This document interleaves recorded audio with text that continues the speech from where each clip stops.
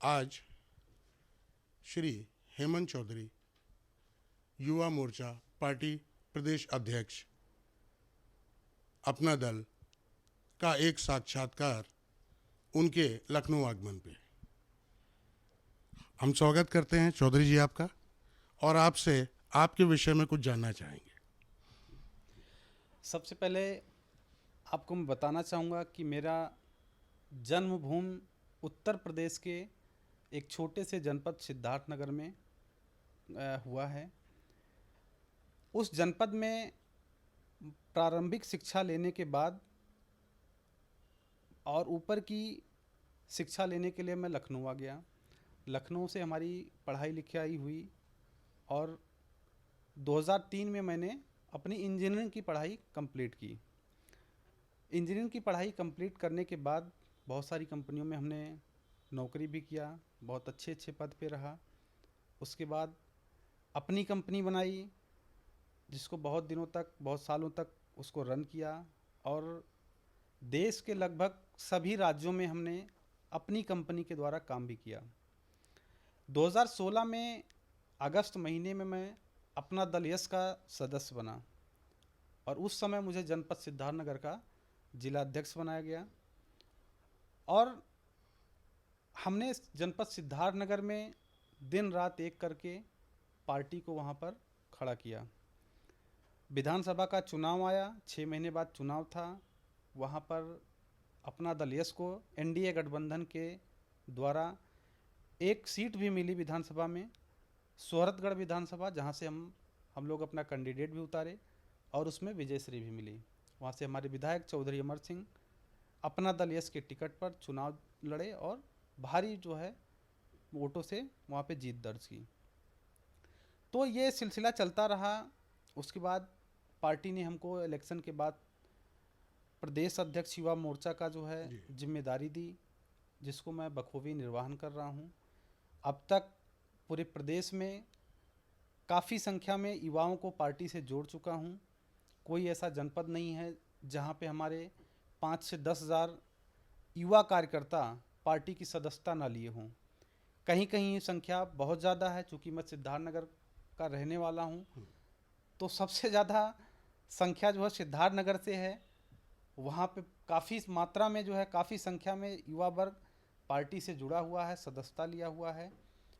और आज अभी आपको हो सकता ना पता हो, भी मैं 10 दिन पहले ही वहाँ पे एक छोटा सा कार्यक्रम किया था और 2 दिन के ही अंतराल में जो है उस कार्यक्रम में वहाँ के कम से कम 8 से 9 हज़ार युवा उस कार्यक्रम में सम्मिलित हुए।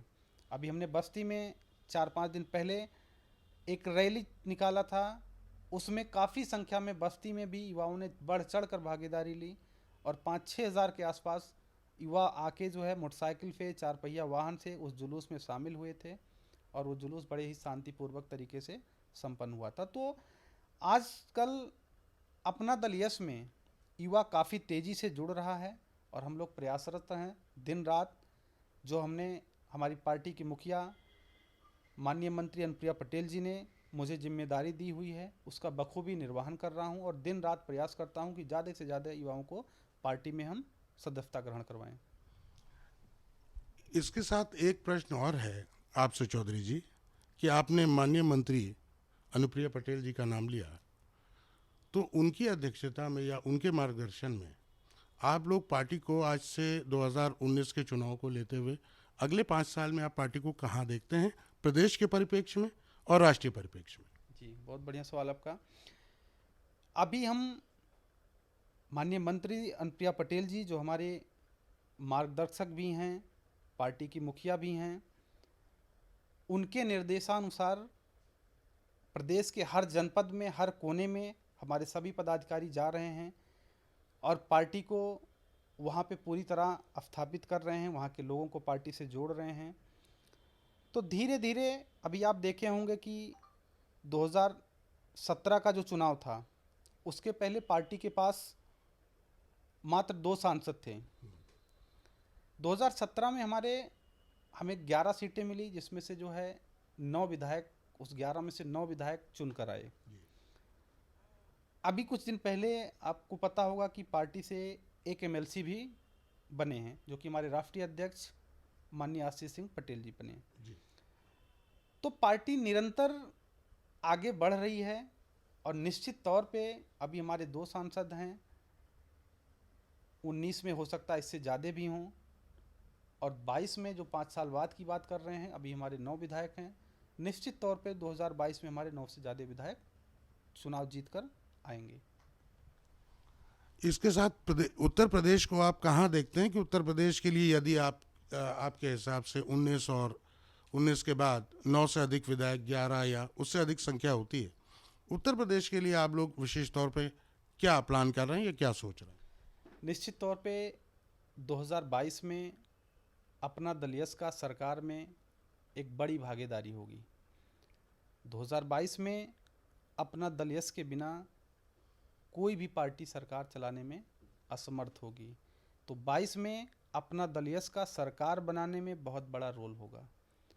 उसके लिए हम लोग, हमारे सभी पदाधिकारी कार्यकर्ता दिन रात एक काम कर रहे हैं, लोगों को पार्टी से जोड़ रहे हैं, और हम लोगों का लक्ष्य है कि 2022 में अपना दल यश को, जो भी हम लोग ऐसे खड़े हैं, इसको यहाँ तक लाके किसी भी तरह 22 में हम ज़्यादा से ज़्यादा सीटें जीतें, ताकि हमारी सरकार में एक अहम भागीदारी हो। तो कुछ आपने उत्तर प्रदेश की राजनीति, अपना दल एस के 2019 और 2022 के उद्देश्य के बारे में सुना। आइए जानते हैं कि माननीय चौधरी जी का अपने प्रारंभिक जीवन और राजनीतिक सफ़र के बारे में क्या कहना है। देखिए, प्रारंभिक जीवन हमारा बहुत ही सादगी तरीके से गुजरी।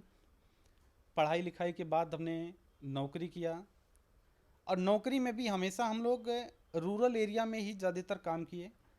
जब मैंने नौकरी भी किया, उस समय भी ज़्यादातर ग्रामीण एरिया इलाकों में हमने काम किया कंपनी के लिए। और उसके बाद जब अपनी कंपनी बनाई, तब भी मैं ग्रामीण एरिया में ही सक्रिय रहा। तो जनता के दुख दर्द को हम आज के 12-14 साल पहले से ही उनके दुख दर्द को बहुत ही भली बात तरीके से पहचान गए थे। अगर बात की जाए बुंदेलखंड में, जब हम प्राइवेट सेक्टर में थे, गांव में जाते थे, तो मैंने अपनी आंखों से देखा है कि वहाँ के लोग घास फूस का रोटी बना के खाए हैं और सुखा के पानी पी के सो गए हैं। तो सारी चीज़ें जेहन में थी। ये था कि कभी ना कभी इनके लिए हम लोग कुछ करेंगे।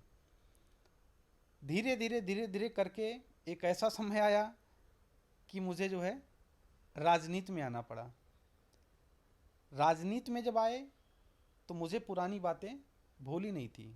हम लोग फिर सक्रिय हुए, उस जगह पे जाके, उस ग्रामीण एरिया में जहाँ पे मैं पहले देख चुका था, उस भुखमरी को देख चुका था, वहाँ पर हम लोगों ने काम करना शुरू किया है।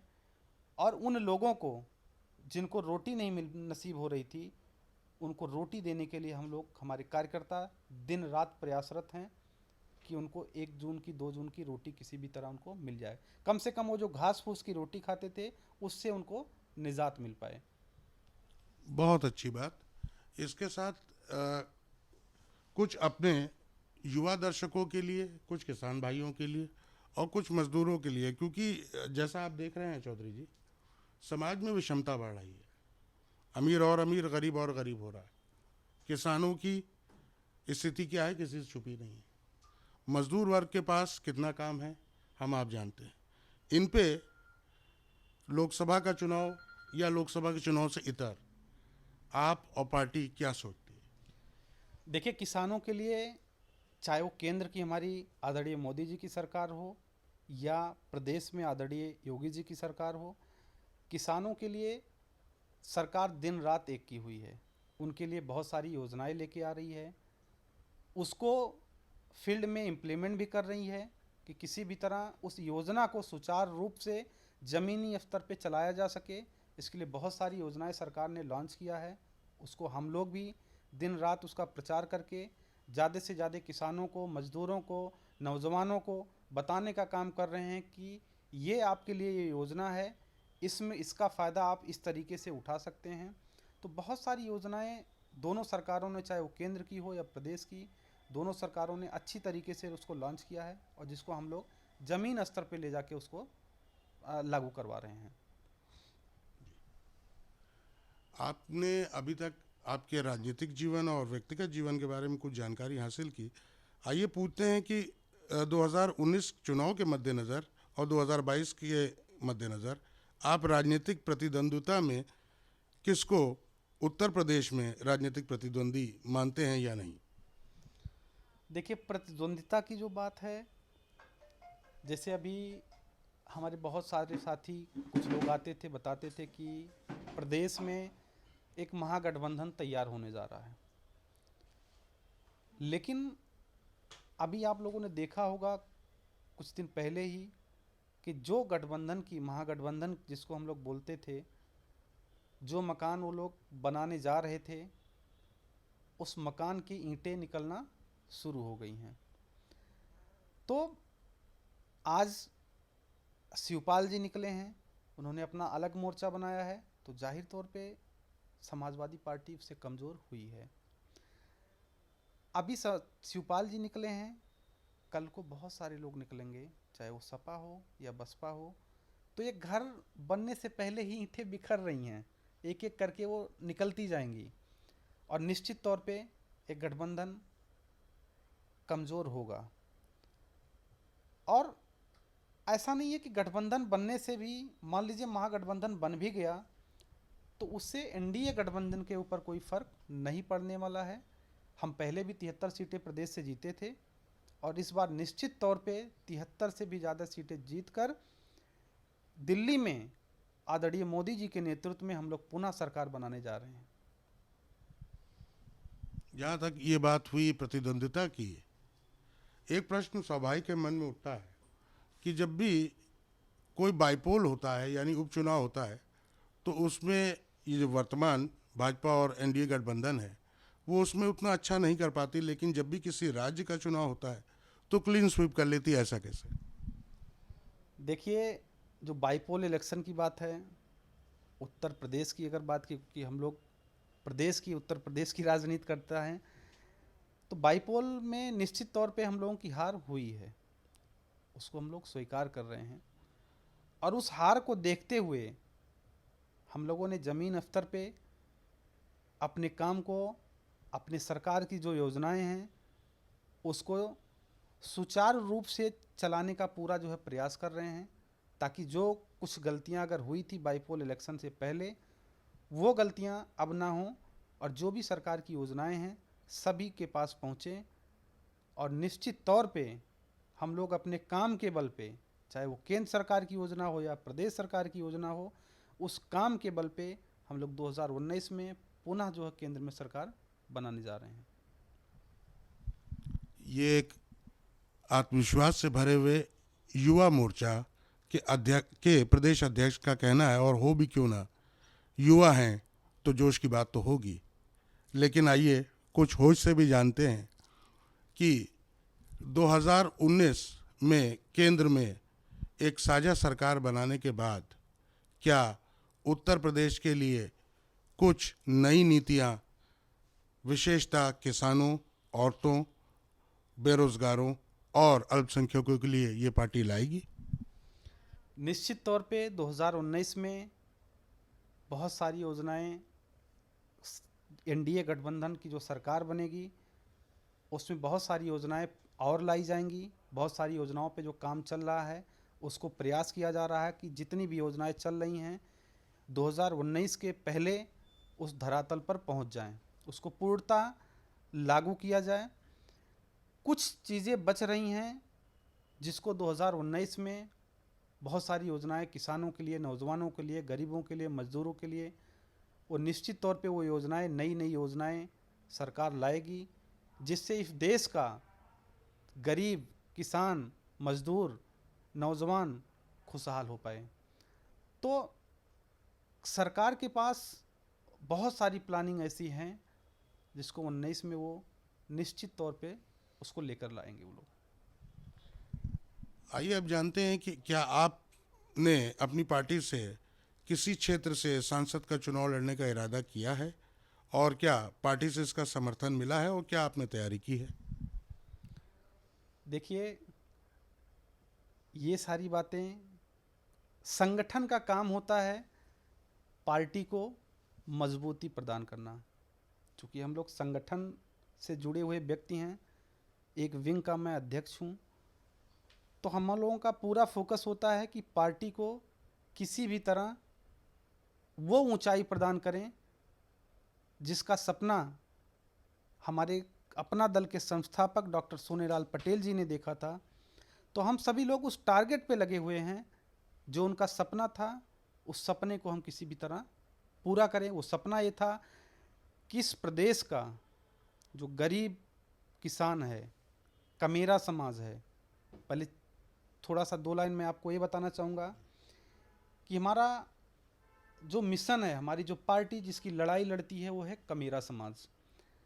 कमेरा समाज में वो लोग आते हैं पिछड़ा, अति पिछड़ा, दलित, और वो हर व्यक्ति जो प्रतिदिन कमा कर अपना पेट पालता हो, मतलब कि उसकी दिन भर की कमाई शाम के उसके खाने के लिए हो जाए। तो उन सब की लड़ाई जो है अपना दल लड़ता है, और उस लड़ाई को लड़ते हुए डॉक्टर सोनेलाल पटेल जी अब नहीं रहे। उनके सपनों को साकार करने के लिए हम सभी लोग दिन रात एक किए हुए हैं। बाकी सारी चीज़ें पार्टी के शीर्ष नेतृत्व के ऊपर है। शीर्ष नेतृत्व जिसको जो चाहेगा उसको वो करना है। अगर वो चाहेगा किसी को चुनाव लड़ाना है, तो निश्चित तौर पे वो संगठन का कोई भी बंदा हो, कोई भी व्यक्ति हो, वो चुनाव लड़ेगा। अगर शीर्ष नेतृत्व कहेगा कि नहीं संगठन में काम करना है, तो सारे लोग संगठन में काम करेंगे। ऐसा किसी की कोई इच्छा नहीं है कि वो उसको चुनाव लड़ना है। हम लोगों का सारा ध्येय है कि किसी भी तरह डॉक्टर सोनेलाल पटेल जी ने जो सपना देखा हुआ था, उस सपने को साकार करें। ठीक है, स्टार्ट करें।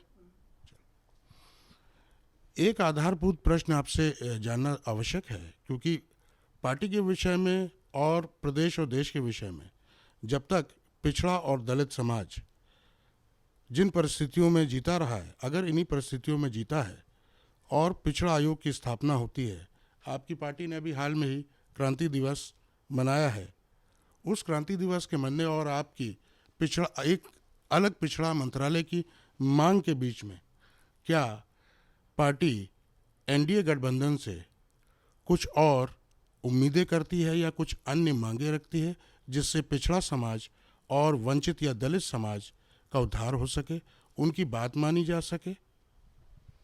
जी, बहुत बढ़िया सवाल किया आपने। अभी जैसे कि हमारी जो दल की अगुवा हैं, केंद्रीय मंत्री अनुप्रिया पटेल जी, संसद में वो हमेशा आवाज़ उठाती आई कि राष्ट्रीय पिछड़ा वर्ग आयोग को संवैधानिक दर्जा मिलना चाहिए, और वो इस आवाज़ को बार बार प्रधानमंत्री जी के सामने उठाती रहीं, संसद में उठाती रहीं। उसका ये नतीजा रहा कि अभी कुछ दिन पहले ही राष्ट्रीय पिछड़ा वर्ग आयोग को संवैधानिक दर्जा प्रधानमंत्री जी ने दिया। तो राष्ट्रीय पिछड़ा वर्ग आयोग को संवैधानिक दर्जा मिलने से ही पिछड़ा वर्ग मजबूत नहीं होगा। इसके लिए चूंकि पिछड़ा वर्ग या दलित समाज एनडीए गठबंधन का एक अटूट हिस्सा है, एनडीए गठबंधन के साथ वो पूरी तरह से लगा हुआ है। तो अगर पिछड़ा और दलित समाज हमारे साथ लगा हुआ है, तो निश्चित तौर पे हमारी जिम्मेदारी है कि हम उसके लिए जो है उसकी लड़ाई लड़ें, ताकि वो या कोई भी जो है कमेरा समाज का बंदा वो हमसे अलग ना होने पाए। इसलिए हम लोगों ने अभी क्रांति दिवस मनाया 23 तारीख को, और उस क्रांति दिवस में जनपद के हर मुख्यालय पे क्रांति दिवस मनाया गया, और इसमें प्रधानमंत्री जी के नाम एक ज्ञापन भी दिया गया, हमारे सभी जिला अध्यक्षों ने दिया, और उसमें ये मांग की गई कि पिछड़ा वर्ग का केंद्र में एक अलग से मंत्रालय हो। दूसरी मांग ये की गई कि पिछड़ा वर्ग और दलित समाज को, चाहे वो हाई कोर्ट हो या सुप्रीम कोर्ट हो, उचित न्याय नहीं मिल पाता। तो हमारी एक और मांग थी कि न्यायपालिका में आरक्षण होना चाहिए, ताकि वहाँ पर भी, हाई कोर्ट में भी और सुप्रीम कोर्ट भी, इन दोनों समाज से, इन दोनों समाज से जजों की नियुक्ति हो और इन दोनों समाज को उचित न्याय मिल पाए।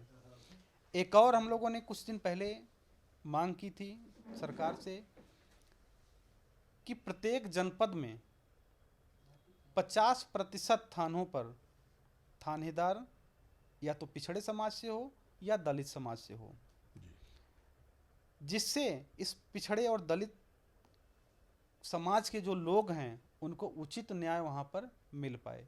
एक और मांग थी हमारी कि हर जनपद में 2 सबसे बड़े पद होते हैं, एक होता है जिलाधिकारी और दूसरे होते हैं पुलिस अधीक्षक। इन दोनों में से कोई एक पद पर पिछड़े या दलित समाज से नियुक्ति होनी चाहिए। तो ये सारी हमारी मांगे हैं। बहुत सारी मांगों पर सरकार ध्यान दे रही है। जैसे थानेदार के मामले में सरकार कई ज़िलों में काम कर रही है, वहाँ पे नियुक्तियाँ हो रही हैं। पुलिस अधीक्षक और जिलाधिकारी की बात करें तो उसमें भी सरकार लगी हुई है कि वहाँ पे भी ये सारी व्यवस्था लागू करें। बाकी जो 2 मांगे हमने अभी की हुई है, इसको लेकर हर ज़िले में जो है प्रधानमंत्री जी के नाम से ज्ञापन जा चुका है। अब हमारी मुखिया अनुप्रिया पटेल जी तय करेंगी कि आगे जो है कैसे जो है बातचीत का रास्ता कैसे निकाला जाए। धन्यवाद। तो ये कुछ बातें आपके सामने हेमंत चौधरी जी की प्रस्तुत की गई हैं, जो एक युवा चेहरा है, युवा मोर्चा के अध्यक्ष भी हैं और समय भी युवाओं का है। देश की आबादी अभी इतनी बूढ़ी नहीं हुई, युवाओं का समय है, युवाओं को मौका मिलेगा और हम उम्मीद करते हैं कि किसी न किसी संसदीय क्षेत्र से और संगठन में मजबूती से आप योगदान करते रहेंगे। हमसे बातचीत करने के लिए बहुत बहुत धन्यवाद।